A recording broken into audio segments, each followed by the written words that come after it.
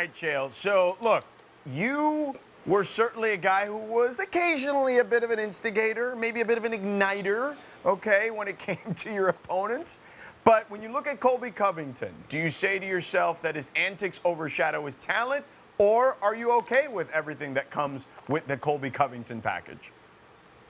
I've been very impressed. I mean, even in that interview where he was attempting to appear to be removing the fourth wall, letting you peek behind the curtain, he wasn't. The great performer was staying in character. The work is the shoot. The new shoot is the new work. I got to tell you, he did a great job there. And there is part of that when you are playing that. When you're looking for attention, when you know I'm in the attention-seeking business, I've got a chip on my shoulder. I legitimately am putting in the work, and I know I have the skills, but I can't get that opportunity. You got to be able to yell louder or stand out in some fashion. He went his route.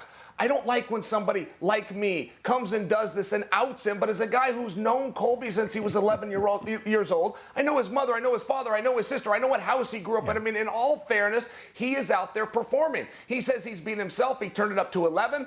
Of the pie, that's a little bit of a piece of it, but largely he went out and created this. He went out and created something that is of interest. And yes, he's hated, and he's one of the few guys that doesn't mind that. He realizes if everybody wants to be loved, that end of the pool's a little bit crowded. If I go down here, and every story needs a villain, if I go down here, I can be the biggest draw with the black hat on in the business just by being present. I mean, look, there's just a lot to this guy.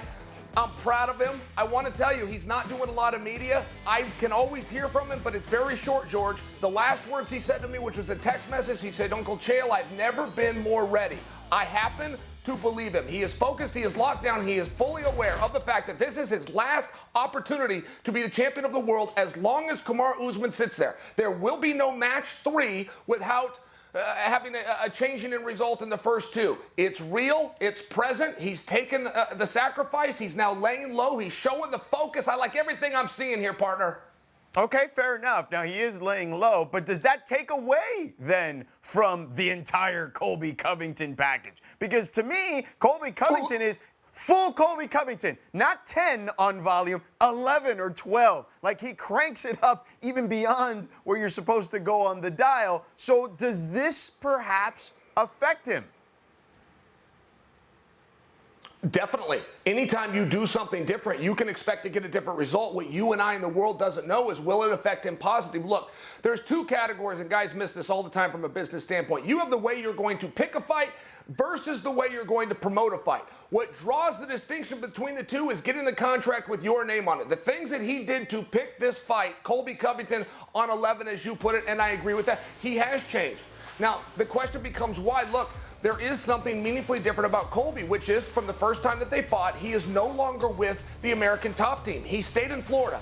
And one thing that I know about Colby, whether it was going to Iowa Central, returning to Corvallis, driving out to Arizona, or making his way in his car all the way to Florida. From a kid from Oregon, you can't drive any further and stay within the country than going from Portland to Florida. And I only bring that to you because he has never been afraid to put himself in the absolute best situation to have success. He is with a different camp. Is that good or bad? That's between these guys.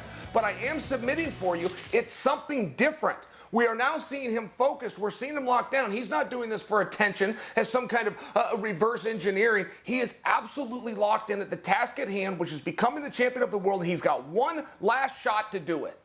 How much of that do you think, though, is because he's already fought Kamaru Usman, right? And because of the way that fight ended, his jaw broken, right, in the 5th round, all that. Like, how much of the last fight is part of his process in this fight?